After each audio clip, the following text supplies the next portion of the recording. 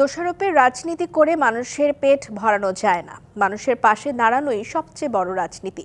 রাজনীতি হতে হবে দেশের সাধারণ মানুষের কল্যাণে। দুপুরে যশোরে শিশু আফিয়ার পরিবারের কাছে ঘর হস্তান্তর অনুষ্ঠানে ভার্চুয়ালি যুক্ত হয়ে এসব কথা বলেন বিএনপি চেয়ারম্যান তারেক রহমান। তিনি আরও বলেন, দেশের রাজনীতিতে দীর্ঘদিন ধরে মঞ্চে দাঁড়িয়ে এক দল আরেক দলের সমালোচনা ও দোষারোপ করে আসছে।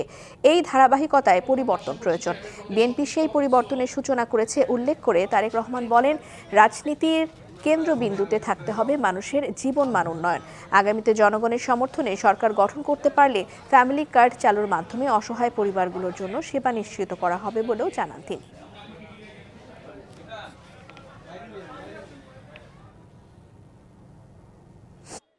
স্বল্প মূল্যে, ন্যায্য মূল্যে কৃষি উৎপাদিত পণ্যগুলো তারা পাবে এবং সেই জন্যই কিন্তু কৃষকের পাশে এসে দাঁড়ানোর জন্য, কৃষককে সহযোগিতা করার জন্য কৃষি কার্ডের মতন একটি প্রকল্প হাতে নিয়েছে, যে আমরা দেশের মানুষের সমর্থন নিয়ে সরকার গঠনে সক্ষম হলে কৃষকদের পাশে দাঁড়াবো।